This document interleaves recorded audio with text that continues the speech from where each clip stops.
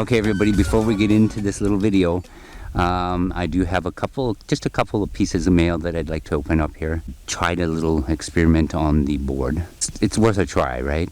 When I look at what we've experienced with them and how they communicate with me and how they've communicated with my family for almost 50 years. It's different than what I'm hearing others talk about. So there are certain things they've let me know they don't like, and it's very blunt and very loud. You can't miss it. I don't know if you all remember them flipping my livestock shed roof, and that was over a trail cam. a trail cam I had put up in the yard and down by the mint patch. They did not like it, and that's how they let me know. They don't come and say don't do that, or how dare you, or circle yes or no questions on a chalkboard.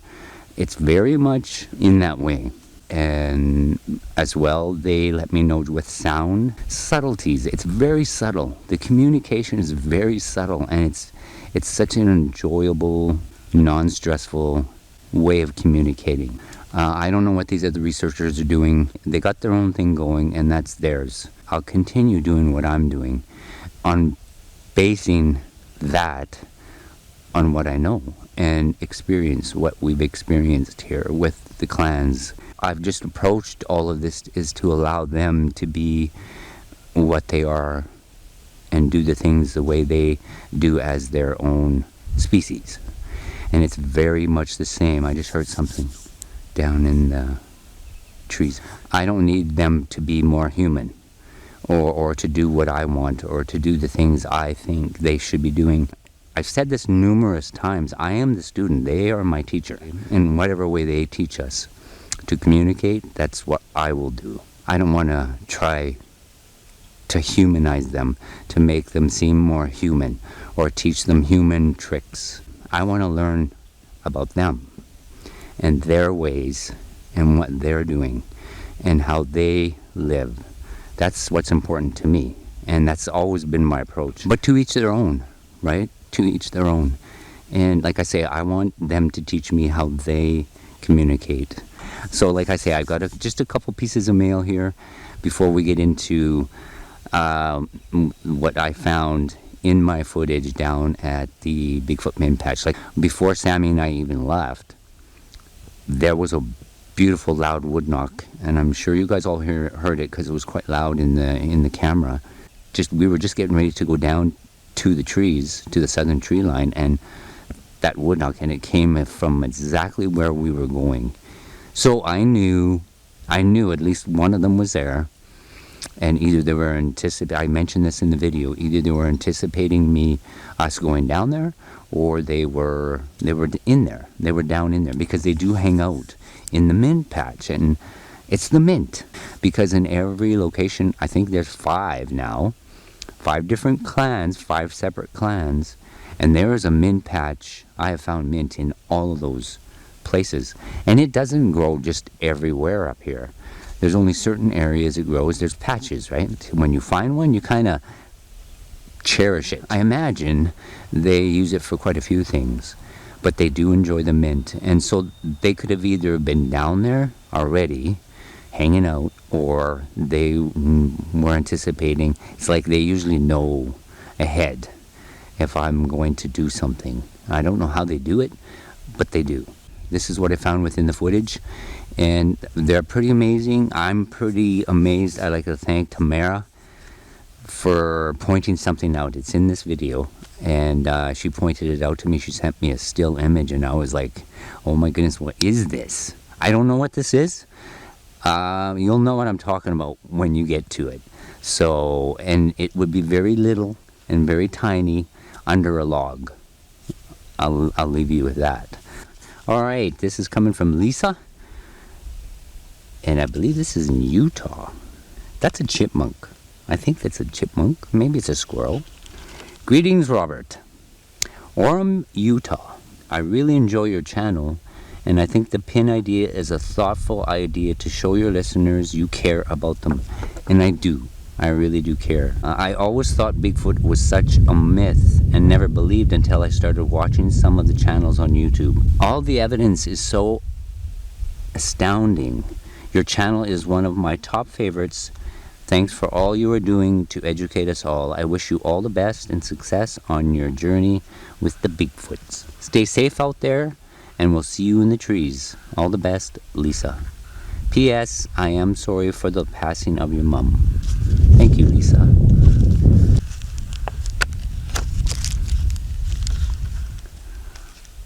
State of Utah?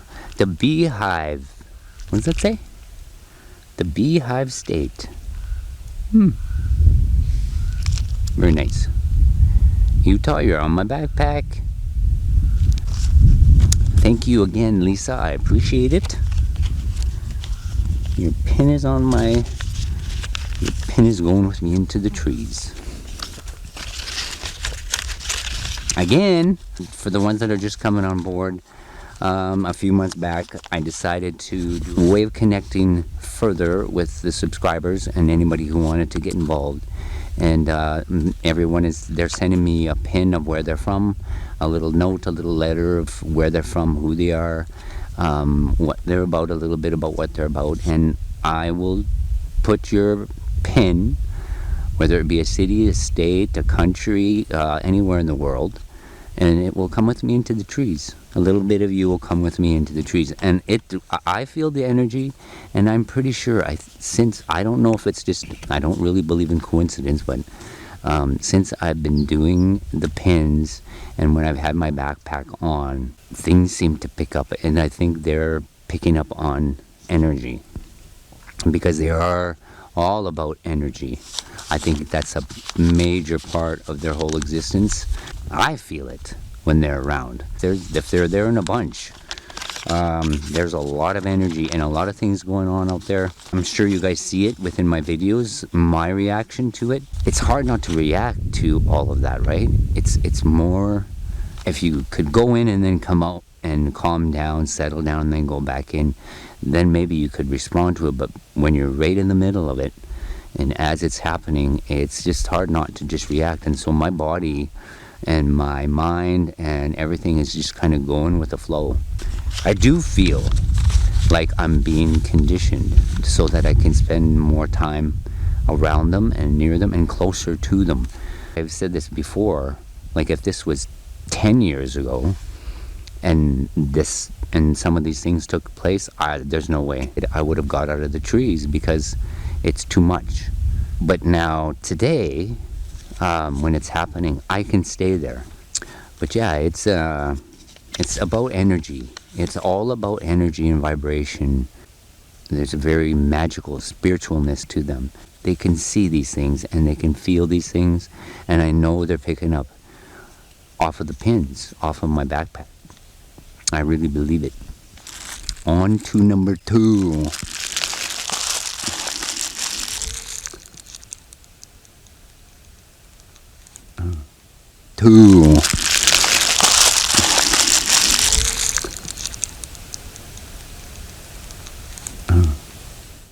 What was that, Sammy? I heard that too. We got coffee. Family owned community coffee. Breakfast blend, medium roast. Okay. And this is coming from Dawn. This is coming from Dawn. This community coffee is only sold in Louisiana. I wanted to let you try this. Enjoy. Dawn. Many thanks to you. Is that fire? Is that fire department? I better read here. Okay. Hey, that's interesting. Some magnets on here. Okay. Hello, Robert and Sammy and Kitty.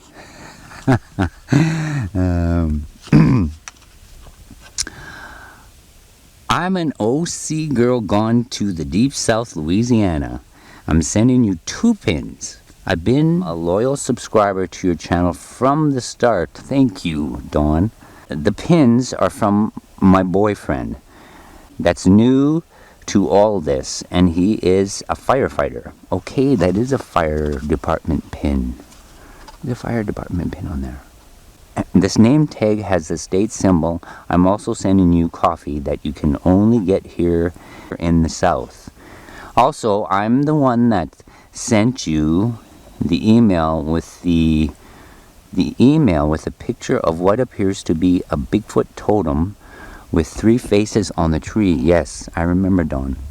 You don't have to read this to your subscribers if you don't want to. I think she's naming some researchers here. I think you need to get in touch with Mike Patterson, Todd Standing, howtohunt.com, and Scott Carpenter. I've been hearing a lot of those names, and there are a couple there that I've chosen not to. I know there are a lot of people subscribed to these people, to these researchers.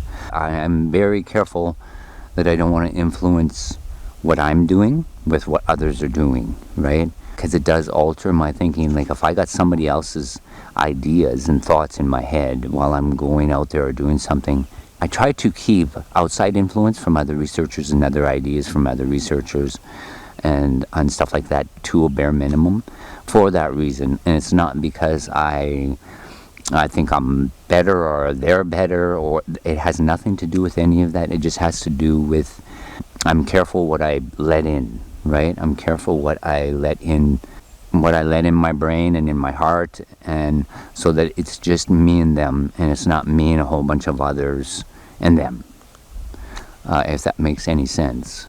At one point I will, more than likely, but right now my plate is full, and I've had quite a few radio stations and podcasts, whether it be through Facebook or email, and wanting me to, they want to know if I'll come on their programs and their podcasts, and there too I want to be careful. You know, I have to be careful who I associate with and what their motive is and their agenda. I would like to have an idea of what we're, of what we're going to discuss. Is there a platform? Do you have an idea of the interview so that I can prepare myself? I have to be careful, and I have to be cautious with all of this. So I don't have a team, just me and Sammy and the Bigfoot. I do have to be careful with all of that. Anyway, let me finish here. Okay, please be careful out there. God bless. Sorry my writing is so bad. Actually, it's not that bad. It's pretty good. It is pretty good. I got her boyfriend's name tag. He's a firefighter, and there's also fire department pin. Very nice. That was my 2 pieces of mail. And I got coffee. So I heard a very loud thump, foot stomp or something. You know what I have heard all the way from up here, which is like that's a half a mile down to the mid patch from where I'm sitting. I have heard foot stomping back there. I have heard boom, boom down there. I don't know if they're doing it to get my attention or if they're doing it to each other, like at each other. I don't know yet what the foot stomping is for, why they do that, but I know it gets my attention. And each clan, I've heard the foot stomping to get my attention, and it's almost like they let me know where they are, which direction they are, which is another one of the indicators, right? I had mentioned about the woodnocks. I mean, there's no other animal or species out there that make those sounds, right? They don't do it. It's just the Sasquatch. Elk or a moose, they will hit their horns, and sometimes they're hitting each other's horns, or they're rubbing on trees and banging on trees. You hear that, but you can tell the difference in the sounds, right? There is a difference between horns and tree knocks. If you're out there, you can tell the difference. Sometimes on camera, though, they can come across sounding very similar, but when you're out there with your ears and you're out in the middle of the forest, in the middle of the trees, you can tell what are horns and what are woodnocks. But anyway, okay. All right, everybody, we will get into this video. I hope you enjoy, and again, thank you for being here, and we will see you in the trees. Bye for now.